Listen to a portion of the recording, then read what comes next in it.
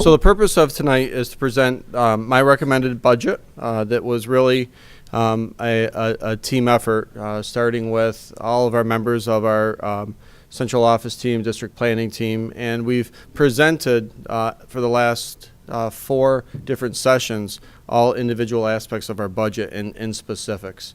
So today's purpose is to take all 4 of those presentations and to bring them together and to ask the board to consider adopting this budget as your budget as it will be presented to the voters.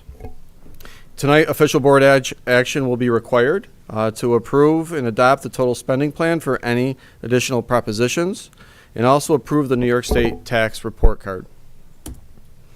Just as a reminder, the work that began back in January of this year dealt with establishing the budget guidelines, and these set the priorities for our budget. And most of this work was done within the district planning team, which consists of all stakeholders within our community and school district. And what we felt strongly about is that our budget needs to continue to be a student-based budget, and it needs to have significant focus on curriculum and instruction and assessments, and being able to provide responsive and relevant offerings to our students. We also felt strongly that we needed a breadth of experiences for our students, knowing that we have so many different interests within our student body, both curricular and extracurricular.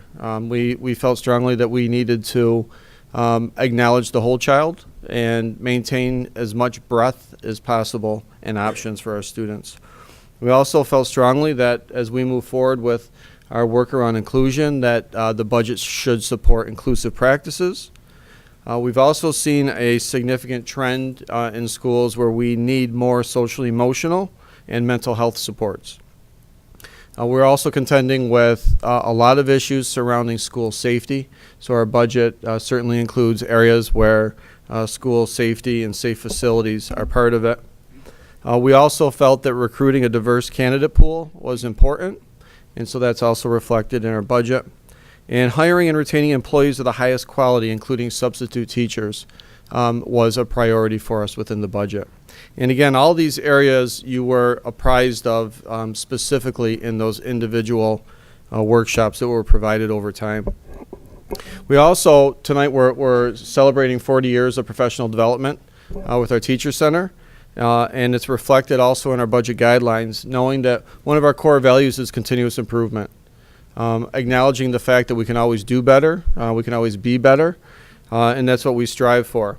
And so we look, as we turn the corner to the new school year within this budget, what we're hoping for is professional development that will certainly reinforce and build capacity in the areas around our mission, vision, and values, our curriculum assessment and instructional practices, around topics such as equity and inclusion, PLC work, which we've been lifting off the ground over the last couple of years. We're hoping that professional development will play a key role in bringing it closer to full fruition. Understanding the need for continuous social emotional learning is a significant importance, and continuous improvement for instructional and non-instructional staff members. So we are not just a building that consists of one group that we look for professional development and continuous improvement, rather all of our employees.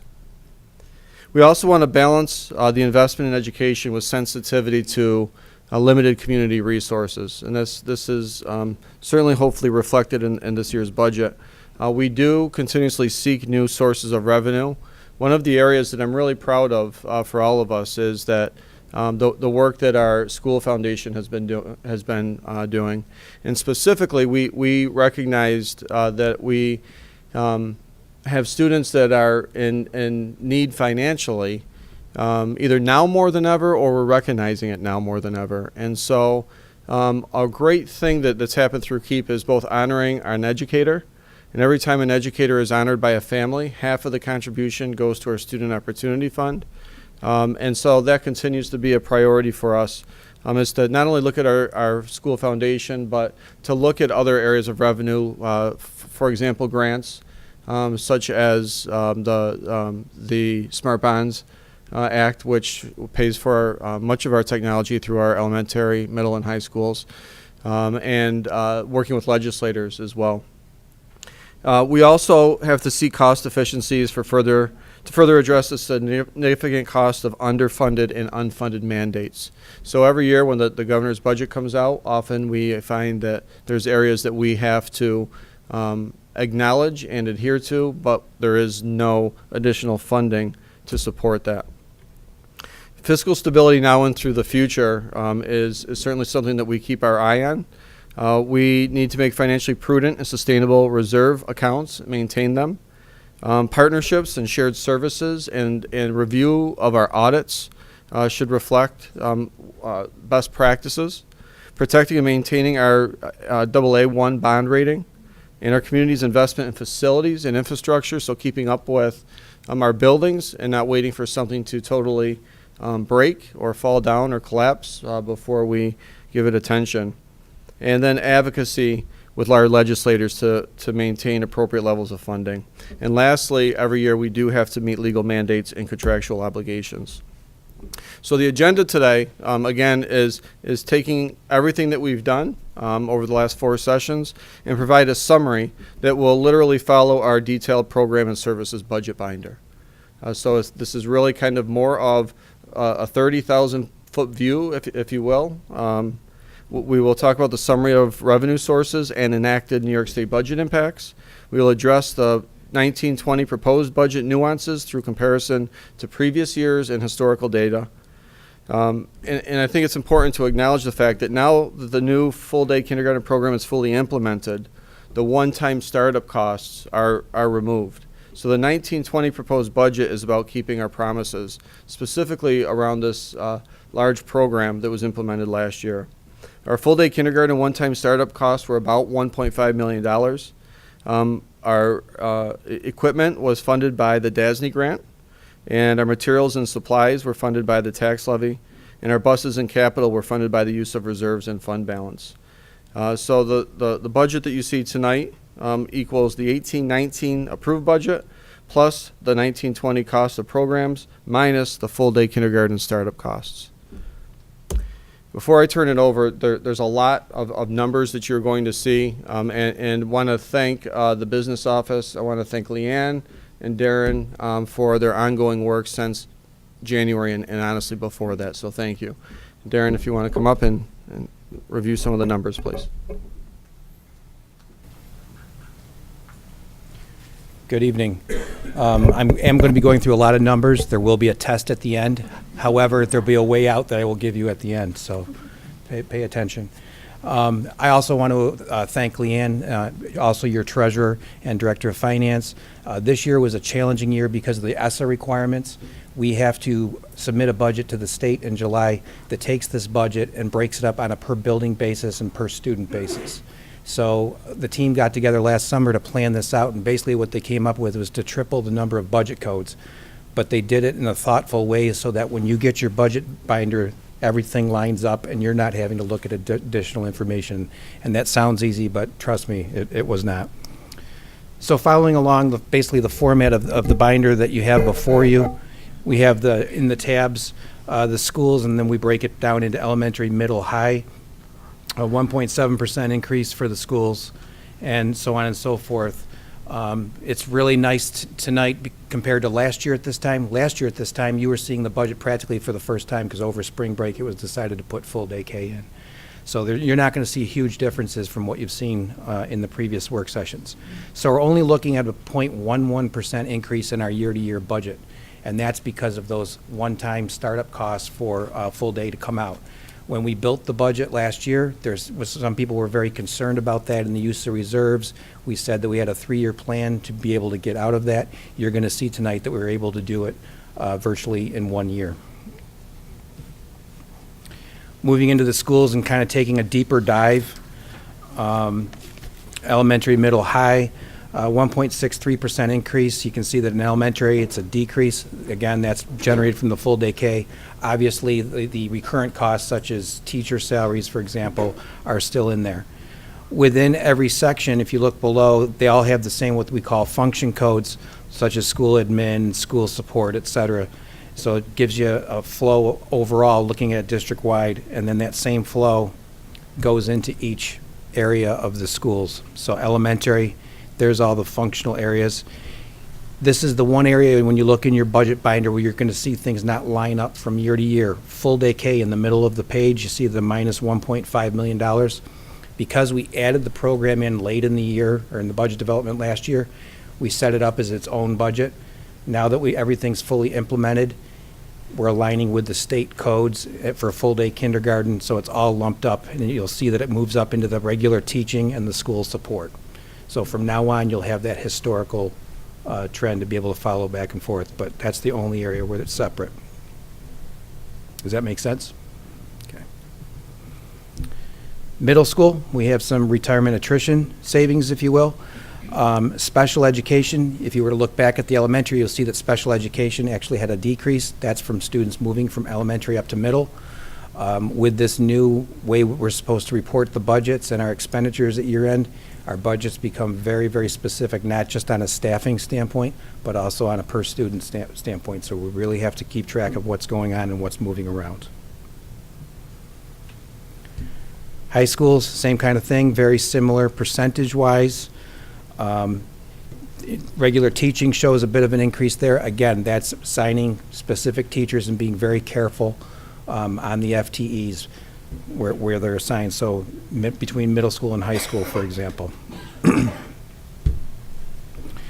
Moving on to Central Student Services, a couple areas to note. Special education. BOCES is currently, or last year they piloted a new program where they changed their staffing model in many of their programs as far as how they use one-to-one aides, for example. Based on reports that I'm hearing, granted from BOCES, it's working pretty well, and it's also causing some cost efficiencies. So some of their unit charges actually came down a little bit.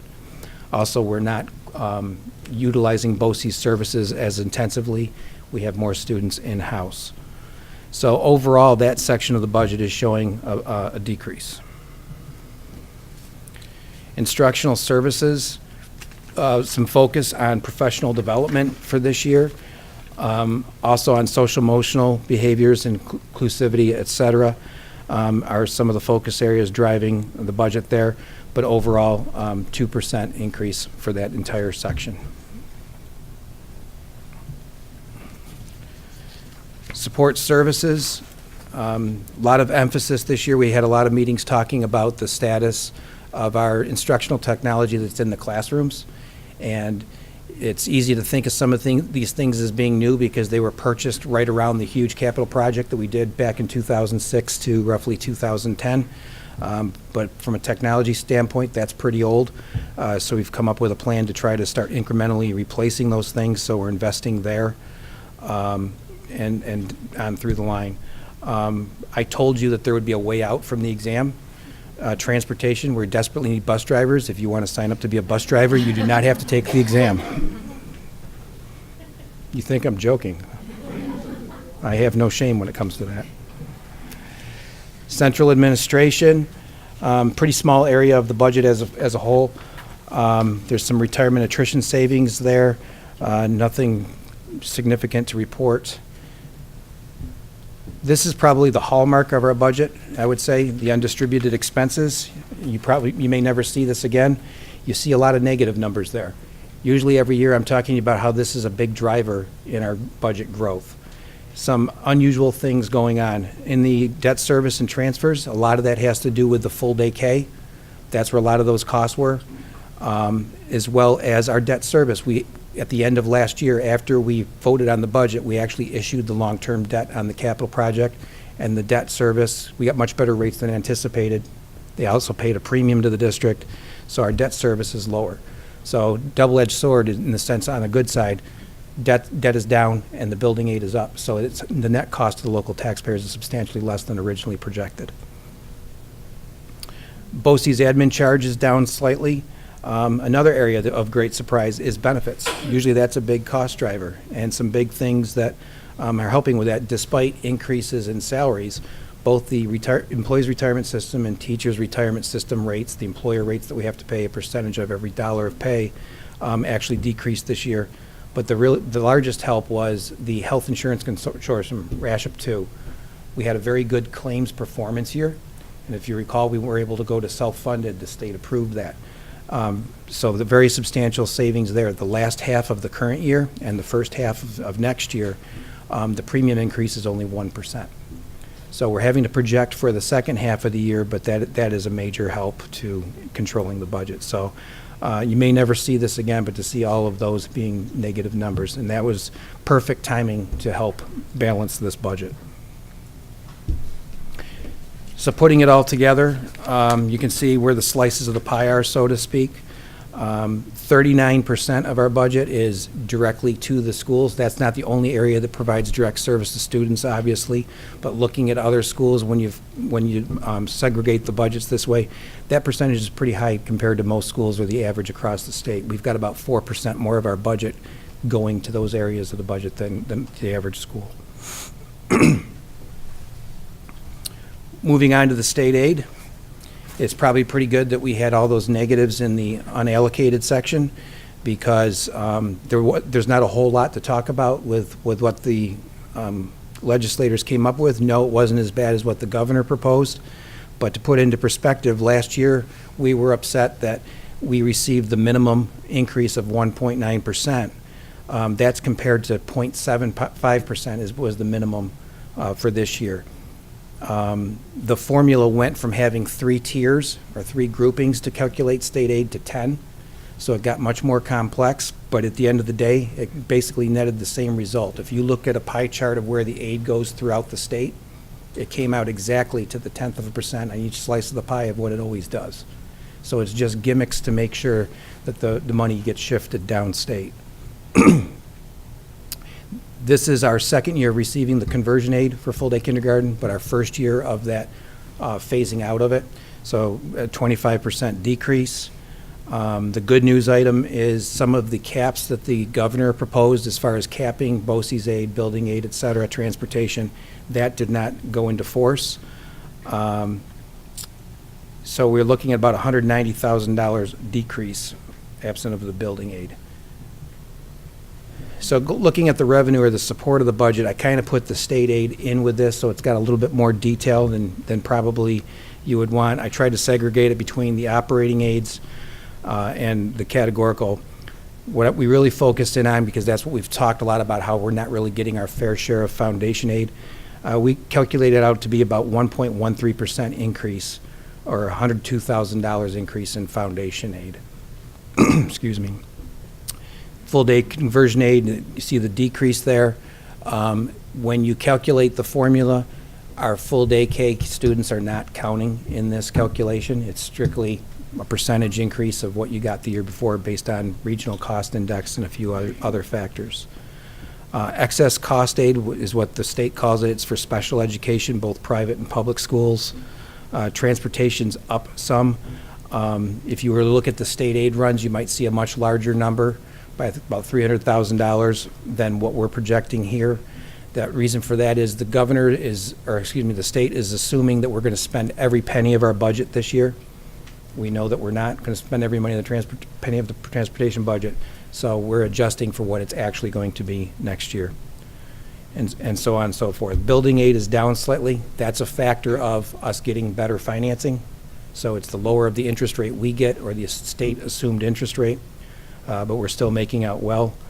We call it the funky money, but the bullet grant money, that was a one-time thing, so that needs to come out. That's the $200,000.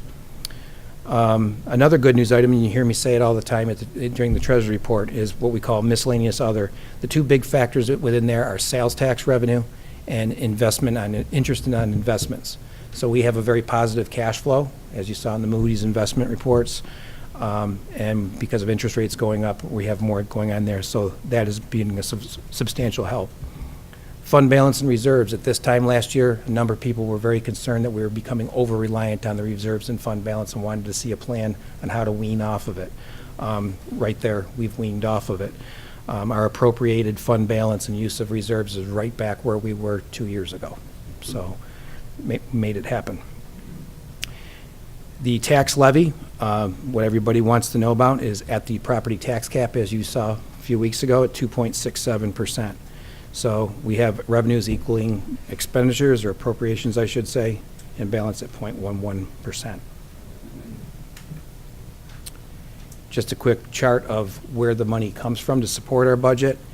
The tax levy is down a couple of percent from last year, which is good and back in line where we've been in the past, about 76%, and only 18% of our budget is supported by state aid. Couple of quick charts just to show the state aid, or the foundation aid, I should say, in perspective for you. Looking across the county, both Monroe 1 and Monroe 2 districts, you can see in the blue bars the dollars that they received in foundation aid increase, and the red line is the percentage of increase. So from a percentage standpoint, we're down near the very bottom and pretty close to the very bottom as far as the amount of money that we received. But we have a bigger budget than most of the schools that are down in that level. The 0.7% school there, that's a school district, from best I could tell, is a school that got overpaid foundation aid in a previous year, so they're withholding some of it. So to kind of bring that into a perspective as far as what this means, because not all school districts have 78% of their budget supported by the tax levy. Some of them are the direct opposite between state aid and tax levy. The blue bar represents the aid as a percentage of the tax levy, and percentage of change is the red line. So we're at the very bottom, and basically the money that you received in foundation aid helped to reduce the tax levy by 0.1%. Not much help whatsoever. I will tell you, though, that all the schools across the county, when you look at the same chart, last year was the first time we did this chart, all the schools moved down. So the bar is lowering, and the state is not able to invest in public education like they once were. But that's not what you're going to hear the governor say. So moving on from the budget, just like we've done for several years very successfully, is the replacement of our school buses. We want to replace 9 school buses at a cost of just over $1 million. Trade-in allowance, after we do our bids, will reduce that. It will also generate transportation aid. We're estimating about $650,000. We use that money to go right back into the reserve or the savings account for buses to help replenish it. So what we're asking the taxpayers for here is the permission to buy these buses and permission to withdraw from the savings account to do so. There is no tax impact to this whatsoever. You'll see that some schools do a similar thing, but they're actually asking to levy an additional tax. That's not what's going on here. This is the language that will be at the polls, or the actual proposition. And then for this year, similar to what we've done in a few other years, there's a proposition for capital reserve, what we call a mini capital project. And this is something that the project team has been working on, coming up with a plan that every few years we can do these small projects to stay on top of things. Here at Barker Road Middle School, we have roofs that are leaking bad. There's a few people here that have had their offices flooded out a few times in the past year. The superintendent's was on purpose. Board president told us to. But to replace that, also at Park Road Elementary School, and then at the Transportation Department, we have an underground storage tank for diesel. A couple of things. Now that our new buses, we're switching over to unleaded. They're more efficient. They're cleaner. We need more unleaded fuel capacity, as well as that tank's pretty old, and we want to get it out of there before it starts becoming an environmental problem. So we'd like to increase the size of the tank, have it above ground, and also, just so you know, the town also uses our fuel farm as part of the intermunicipal agreement, so does fire and ambulance. So we're asking to pull $3 million from the capital reserve that will fully fund this project, any aid that it generates, and it's going to be roughly 65%, will go back into the reserve to help replenish it. No tax levy impact. We're not asking for debt service or anything like that. So just some quick, fast facts. We're asking tonight that the board adopts the budget, the superintendent's budget, as their own to be presented to the taxpayers for vote. It's a 0.11% increase in the budget from last year's spending to next year. Excuse me. The tax levy is 2.67%, which is at the property tax cap. So it requires a simple majority of the voters. And we continue to contain our growth despite getting very little foundation aid and being so tax levy dependent. We continue to maintain that increase within or below the county average. As far as what's left on the horizon, we have a public budget hearing. That's a legally required hearing and has to be done a certain number of days or within a certain number of days of the vote. And it's pretty much a prescribed format. That's on May 13th. And then we actually have the budget vote and election right here at Buck Road Middle School in the gymnasium on May 21st. So is there any questions? I would be happy to try to address them. Questions, anyone? Darrin, thank you so much. Sure. Appreciate it. Mike, appreciate it. Really great. So with that, may I have a motion to approve the 2019-2020 proposed budget presentation or adoption? Second. Any questions? All in favor? Aye. Opposed? Motion carried.